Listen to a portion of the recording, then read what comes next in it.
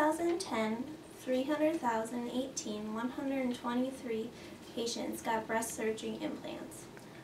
4,153 of these were patients under the age of 18. We can see by this visual aid that around 30,000 people in the year 2010 have gotten plastic surgery of some kind. The risks for non-necessary plastic surgeries for patients under 18 are much greater because their bodies have not stopped growing yet. These risks can be lowered greatly by putting a ban on plastic surgeries for teens. Today we'll be talking about why teens get plastic surgery, the risks that are involved with plastic surgery, and what can be done to stop this. Many teens get plastic surgery because they're feeling pressured of some sort, mostly by the media or the society that puts a mold on them to look normal. Many people want a fast fix and have a specific look that they want to see.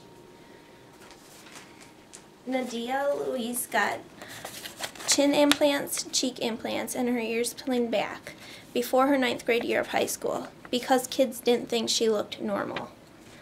A decade ago, if children were awkward looking or had acne, they could hide behind shaggy bangs and not really be noticed. Today, standards for beauty might change over time, but however, the pressure to be a beauty has never lessened, says Shi Li. The patients are also feeling a lot of pressure, either by friends or family, or just society in general. Lisa Pert, a secondary school teacher, says magazines are feeling it. Girls are celebrity watchers. This affects their eating, dieting, and what they want to look like. Heather Locke had a breast implant when she was 17 years old because she was a flat-chested cheerleader, even though she was popular during high school and had a lot of friends. Locke is now 23 and states, "That's what I thought guys found attractive, but now I know that guys could care less. I'm not unhappy, but I would have waited a bit then." So if they're getting breast implants or plastic surgery to look better, do they really understand the risks that are involved? As the patient gets younger, the risks get higher during plastic surgery. Many of the risks are rare, but they're still there. Numbness can occur or loss of feeling in that area. Tissue death, which can be raised by smokers. Excessive bleeding in that area, which causes blood pools under the skin. And also, the most rare but most feared is death, says Forbes. Patients under the age of 18, their risks get higher because they are not done growing until their early 20s. The surgery will most likely have to be done later on in life also.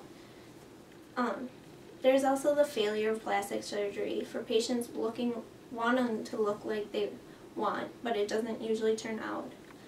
Example of extreme failure would be death. This happened to Stephanie Kubla, 18, from Florida.